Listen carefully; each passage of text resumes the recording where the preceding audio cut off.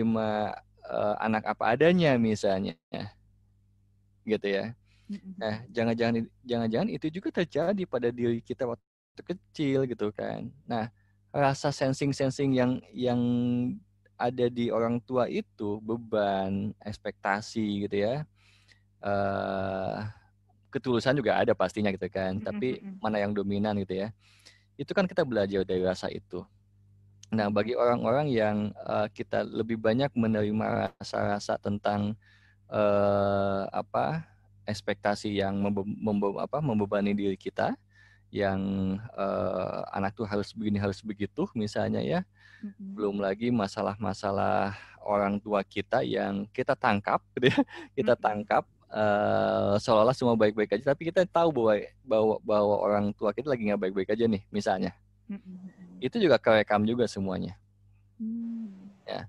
Nah, rasa-rasa itu kan lebih apa ya, lebih familiar ya rasanya tuh, makanya lebih mudah akhirnya Kak gitu ya, lebih lebih mudah kita belajar rasa itu, kita lebih mudah bereaksi marah, kita lebih mudah bereaksi untuk membanding-bandingkan karena itu diajarkan. Sedangkan tentang ketulusan-ketulusan itu sedikit sekali, misalnya tentang mengajarkan ya sudah nak gitu kan, kamu jadi diri kamu sendiri misalnya gitu ya. Terus apapun yang kamu suka saya dukung misalnya gitu ya. Kan jarang yang begitu orang tua, tapi lebih banyak mengarahkan ya. Kamu yang bagus begini, Iya. kayak begitu ya, banyak banget kan. Kan ada tekanan tuh di situ. Jadi kayak tanda kutip ada proses balas dendam kepada dirinya sendiri bisa gitu ya, kepada anaknya lagi nanti ke depannya juga bisa, atau ke orang lain juga. Punya ekspektasi juga kepada orang lain gitu kan. Karena dia digituin juga kan gitu. Nah, begitu dari orang tua ke kita. Belum lagi kita apakah kita diajarkan misalnya apakah kita sering melihat orang tua kita satu sama lain itu eh, tulus gitu, menerima satu sama lain dengan ketulusan, atau kita lagi melihat komunikasi orang tua kita lebih banyak transaksional gitu. Nah, itu aja dia kerekam ya. Jadi ketika transaksional itu misalnya katanya cinta, tapi ketika pasangannya itu tidak sesuai dengan apa yang kita suka, marah misalnya gitu ya. Berarti transaksional. Cintanya itu ada syarat, Syarat. gitu ya, ada syarat di situ. Jadi bukan cinta sesungguhnya, itu sebenarnya lagi pamrih gitu ya. Cuma topengnya cinta gitu. Nah, itu juga direkam kan. Nah, makanya pertanyaannya Kak Vina tadi, kenapa itu lebih mudah? Karena memang kita lebih mudah belajar banyak belajarnya dari situ dulunya. Dan itu kerekam di otak limbik. Ya, di otak limbik itu kerekam, bahasa kita sih subconscious Kak, ya. Jadi mengenai value tentang kehidupan, tentang rumah tangga, tentang kemanusiaan itu tuh data-data apa yang terekam oleh kita waktu itu. Sehingga respon-responnya itu yang lebih dekat, yang ada datanya itu di mana, tentang apa gitu. Benar. Makanya lebih trigger. Nah, otak limbik itu kalau bagi orang-orang yang sedang berproses nih, teman-teman juga sekarang lagi berproses di sini, ingin bertransformasi lebih baik gitu ya. Otak limbik ini yang perlu di clearing Kak, data-datanya gitu kan, data-datanya di clearing sehingga balik lagi, karena diri kita tuh kan benar-benar suci tadinya gitu kan.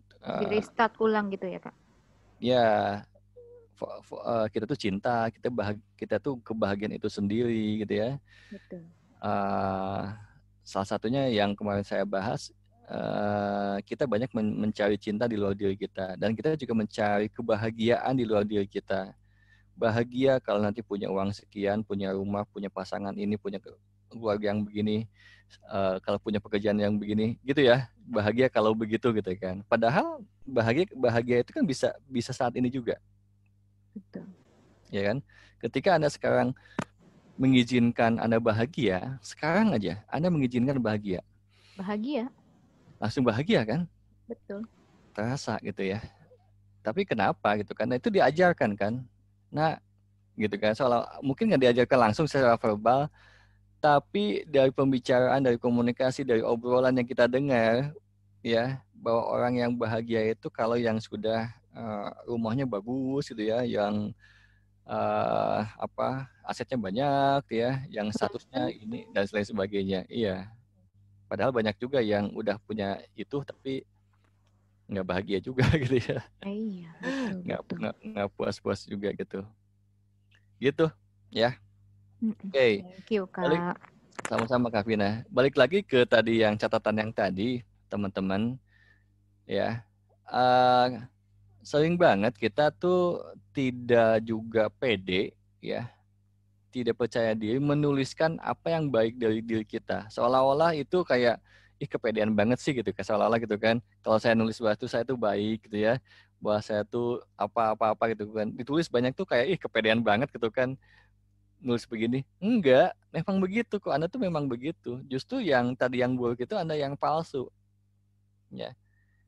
Jadi yang hal-hal yang buruk tadi itu Anda yang palsu, Anda yang terkontaminasi ya termasuk saya kayak terkontaminasi lah gitu ya. Nah, tapi sejatinya kita baik ya.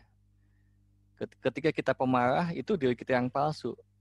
Kenapa? Karena itu diajarkan dan kita menyerap itu ya. Ketika kita iri dengki itu juga kan bukan sejatinya kita. Karena sifat iri dengki itu tuh sifat yang powerless atau yang merasa kurang, nggak mampu kan? Kan katanya kan sirik tanpa tanpa apa? Tanda tak mampu gitu ya. Nah, itu. Padahal kita sudah diberikan kemampuan-kemampuan, tinggal kita menggunakannya saja gitu kan di situ. Nah, itu teman-teman ya. Jadi tolong pede bahwa saya itu eh, baik dan punya potensi apa aja ditulis sehingga ketika Anda fokus ya dengan potensi-potensi yang dimiliki, Anda bisa membudayakannya jadi apa? Ya, gitu. Dan nanti Anda lebih banyak ngikutin suara suara inner voice-nya tuh ya, mengikutin gitu. eh Oke, sampai di sini ada pertanyaan nggak? Eh, Yang Dani, Ya, silakan. ya saya mau bertanya. Ya, Videonya nggak usah dinyalakan. ya nggak apa-apa. Ya, gini Bang Dani, saya kan punya masa lalu yang cukup bikin saya sampai sekarang malah kadang masih belum self love. Saya kan dulu pernah jadi korban bullying dan akhirnya saya sampai sekarang terkadang masih belum self love gitu kan. Itu gimana ya Kang ngatasinnya? Iya, Terkadang oke. apa sama semuanya gitu, terus gampang insecure gitu kalau orang ngomong apa tentang diri saya gitu, jadi susah gitu buat self love. Ya. Itu di kejadian di bullyingnya itu umur berapa tahun? Umur 15 tahun, pas saat saya SMP. Oke, oke, sip. Ya. Jadi, jadi gini, ini juga ada juga ya di kasus di klien saya. Jadi, tapi bukan bullying, tapi ceritanya gini, ceritanya ada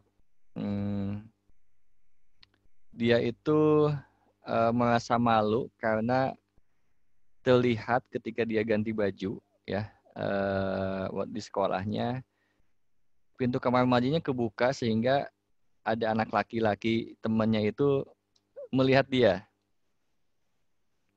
ya. Nah sejak itu dia kayak membenci dirinya, kayak merasa hina ya, merasa hina gitu kan. Jadi kayak benci gitu ya di situ. Nah sampai akhirnya memang pertumbuhan fisik ya sampai ke fisik loh ya, fisik sama ke mentalnya itu eh, ya bermasalah ya. Gitu. Oke. Nah, salah satu solusinya adalah jika ada teman-teman yang apapun itu ya, yang beralasan jadi membenci dirinya, mungkin ya, atau menolak dirinya, bisa saja misalnya kayak Teh Adinda itu merasa membenci dirinya karena tidak mampu mungkin ya, tidak mampu melawan atau apa masa apa coba Kak Teh Adinda masa apa akhirnya? Jadi, jadi kan karena dia sering dibully gitu, jadi kayak diri sendiri juga merasa orang bener ya kurang kayak gitu. Terus sampai sekarang meskipun saya sudah berubah dari yang masa lalu, saya tetap aja gitu kan masih kebayang-bayang gitu kalau orang udah ngomong. Contoh ya, saya emang udah pernah positif sih.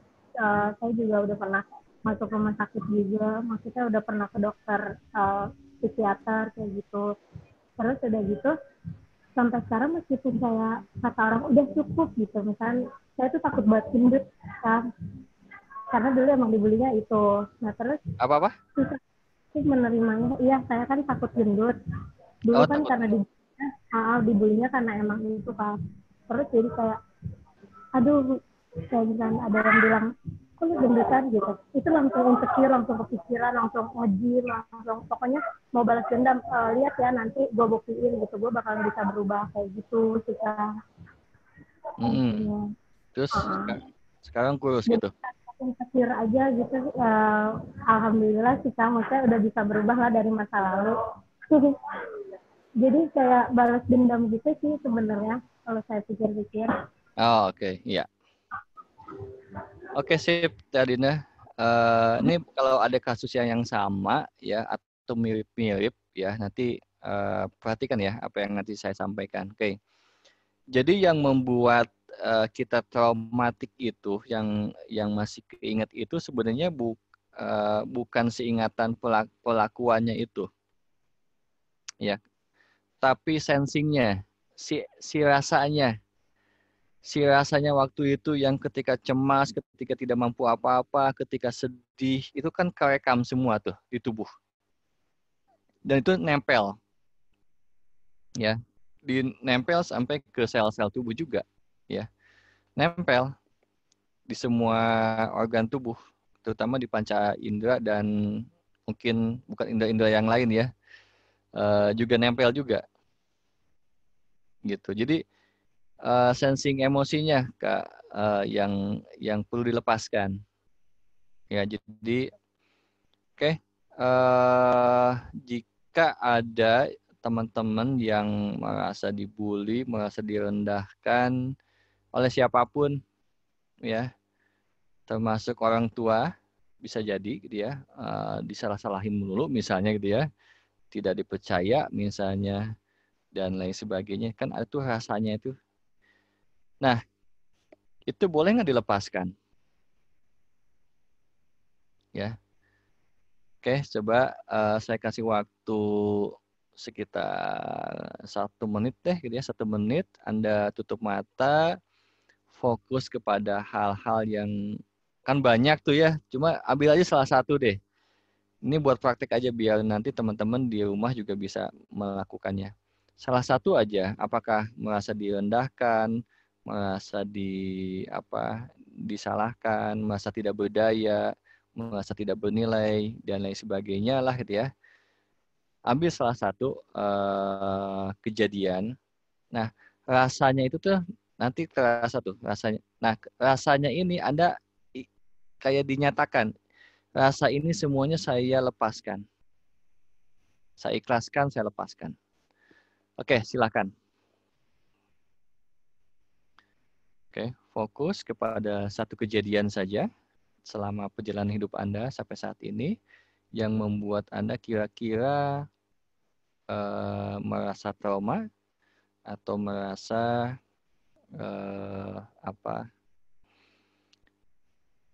menjadi sesuatu yang tidak berdaya.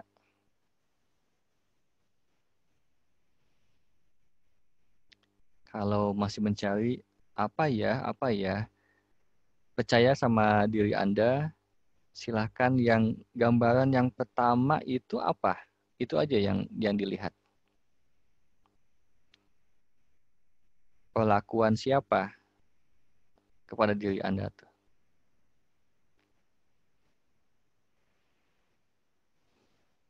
Dan rasakan emosinya, meskipun mungkin rasanya nggak enak ya, tapi Anda hadapi dulu. Ya, Anda perlu berani, Anda menghadapi, Anda merasakan lagi. Oke, sampai Anda terasa, Anda katakan, rasa ini saya lepaskan, saya ikhlaskan, saya lepaskan.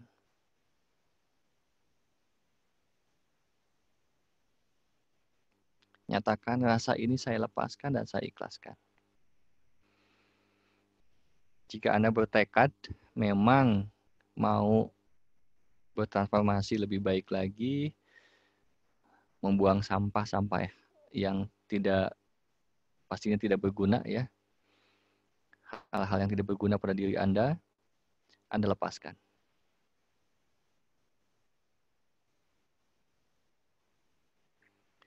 Atau malah diri Anda enak, nyaman dengan menyimpan rasa marah itu misalnya.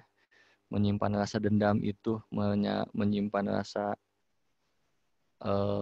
apapun itu. Merasa tidak berdaya misalnya. Atau Anda nyaman dan Anda tetap mempertahankannya. Jika tidak, silakan lepaskan. Karena itu berupa energi, Anda bisa melepaskannya.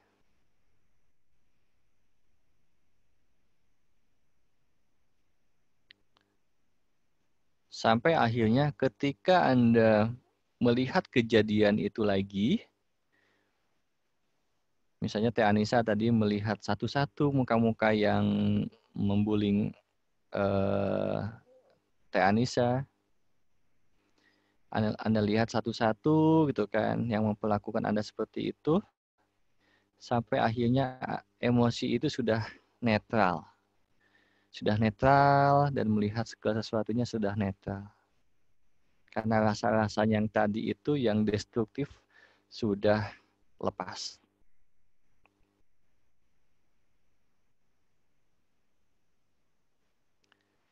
Lepaskan semuanya, seluruhnya. Boleh pakai bantuan nafas, tarik nafas kalau agak berat, dan tiupkan. Tarik nafas dan lepaskan.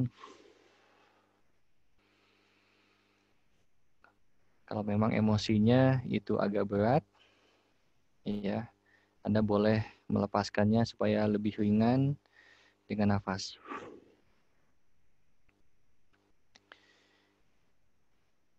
Sehingga itu lepas semuanya dan Anda terasa ringan, dan cek lagi, hadirkan lagi kejadian-kejadian itu.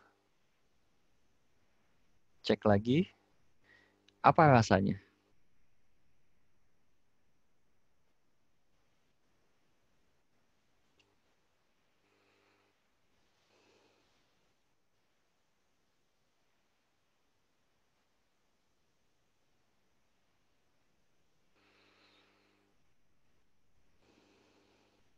Oke, tarik nafas dalam-dalam dan ucapkan alhamdulillah atau puji syukur.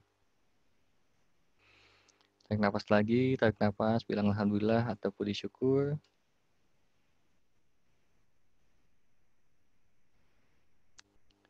Oke, tarik nafas. Buang. Oke, sudah cukup?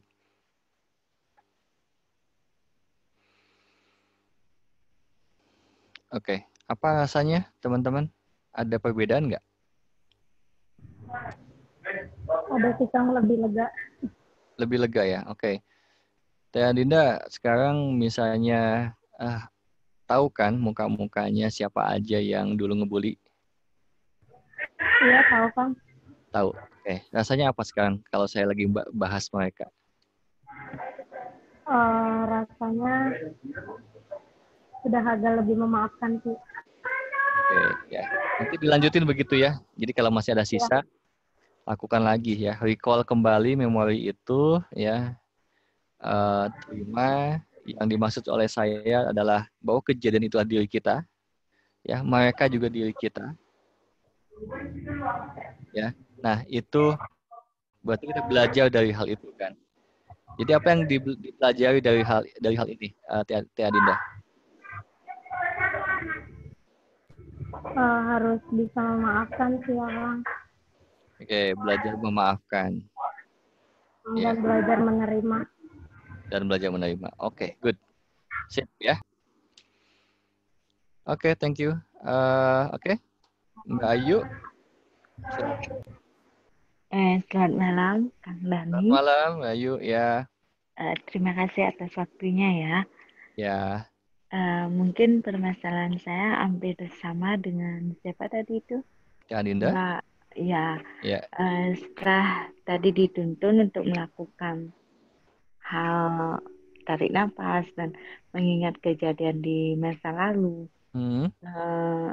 terasa awalnya ada rasa kayak tegang gitu. Tegang. Jadi, ya. Dikembalikan ke normal dan dikembalikan lagi untuk mengingat yang kejadian yang sudah lampau, itu ada rasa netral. Nah, apakah ini juga bisa diaplikasikan ke meditasi ya?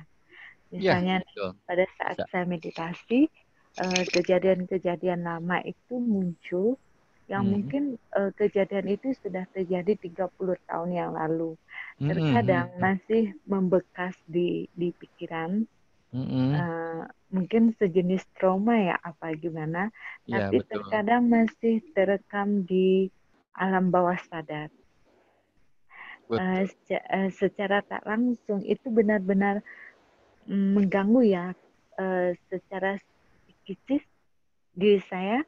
Nah, jika itu dilakukan terus-menerus, berarti itu bisa mengobati ya.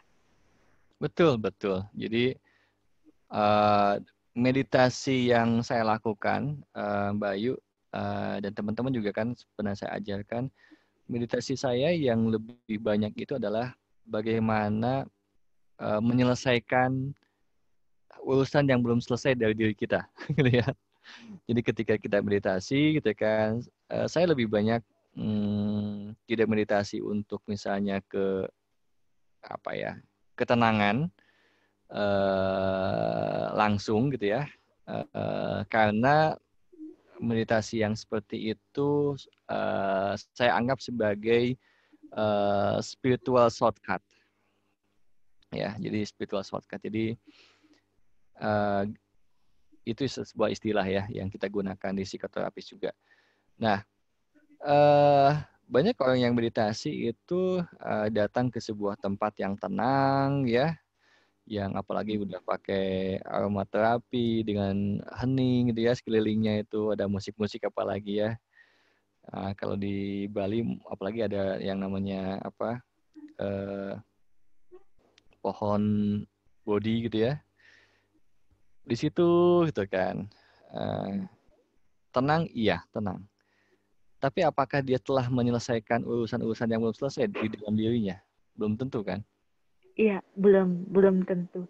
Yes. Bukan belum tentu, tapi memang iya, terkadang dia muncul lagi. Muncul lagi. Ini yang pengalaman saya ngajarin teman-teman yang mau belajar meditasi.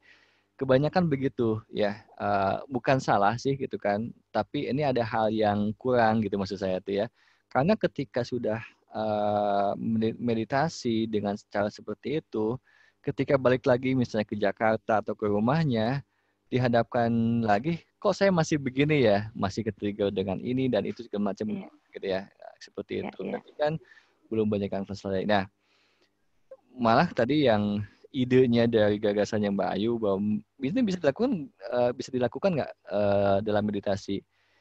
Ini yang justru disarankan ya. Jadi kita masuk ke dalam apa saja PR-PR kita nih ya. Rasa-rasa yang tidak nyaman itu adalah sebuah tanda bahwa ada sesuatu yang perlu dibereskan. Ya. Jadi rasa tidak nyaman itu sebuah tanda, bukan sesuatu yang ditolak. Ya. Ya. Jadi kalau kita tolak, berarti apa yang mau kita pelajari di situ? Nggak mau gini, nggak mau gitu kan. Nah, makanya tadi ketika kita misalnya recall kembali ke memori dan masuk ke memori yang misalnya kejadian tadi di 30 tahun yang lalu misalnya. Iya. Kan semacam ada pertentangan. Kenapa? Karena memang nggak nyaman. Iya. Ya. Tapi biasanya ketika kita nggak nyaman, kita langsung mundur lagi kan. Malas Iya. kita bahas ya, malas Iya. kita Iya. ungkit-ungkit lagi, malas lah gitu ya. Heeh. Nah, ini justru kita hadapi gentleman gitu kan. Gentleman kan buat perempuan juga ya, nggak apa-apa. Iya. Maksudnya dengan Iya. penuh Iya. keberanian, ketekadan, Heeh. terus akhirnya kita, oke, saya nyatakan bahwa ini rasa yang ini yang apapun ya nanti, apakah merasa direndahkan, merasa sakit hati atau apapun, eh, gentle ladies. Oke, itu dilepaskan ya, dilepaskan gitu. Nah itu nanti dicek lagi Mbak Ayu. Oke, recall lagi gitu. Kalau saya suka ngecek lagi, saya provok lagi. Misalnya kalau Anda misalnya Mbak Ayu dengan orang-orang yang dulu pernah menyakitin Mbak Ayu misalnya gitu ya. Atau tadi Mbak siapa tadi, Teh Adinda misalnya tadi. Kalau ternyata ya ketemu nih sekarang, apa rasanya gitu. Kalau ketemu itu misalnya gitu. Biasanya sih kalau ketemu dengan orangnya ya, kalau kejadian sudah dulu-dulu itu ketemu orangnya biasa aja. Cuman kadang dalam ingatan itu, oh ya, ini orang ini pernah begini-begini. Jadi langsung gimana ya, perasaan kita tidak enak gitu. Ya, belum selesai. Dan Ya. gini, jadi ini lebih dalam ya. Jadi maksud saya gini. Jadi ketika ada orangnya nih, Ya. tadi bilang biasa-biasa aja ya. Uh-uh. Nah, kata biasa-biasa aja tuh seperti apa biasa-biasa aja tuh? Apakah biasa-biasa aja itu nyaman atau tidak nyaman sebenarnya? Gimana ya? Kalau mau jujur, Kalau dibilang nyaman, enggak. enggak. Karena dia Iya. mengingatkan akan kejadian masa lalu Iya, gitu. gitu. Itu yang saya maksud. Berarti ada rasa-rasa masih tidak nyaman, berarti belum selesai gitu ya. Nah, jikalau ada orang itu ada di hadapan Mbak Ayu sekarang, apa Ya, rasanya? sekarang. Ya masih mengingatkan kejadian yang dulu. Ya, tapi rasanya apa? Ingat tuh nggak pernah, ingat itu tidak akan hilang. Ingatan Ya. kita tuh nggak pernah hilang. Tapi emosi bisa hilang. Merasa dipermalukan. Ya. Nah, boleh nggak itu dilepasin? Ya. Lepasin dan tidak kembali lagi, boleh? Boleh. Boleh. Tarik nafas. Oke, buang. Lepas semuanya. Dan tidak kembali lagi. Hancur. Tidak tercipta lagi. Boleh ya? Ya. Oke, tarik nafas. Oke. Clean. Oke, cek. Silakan cek lagi jika ada orangnya di depan. Gimana rasanya?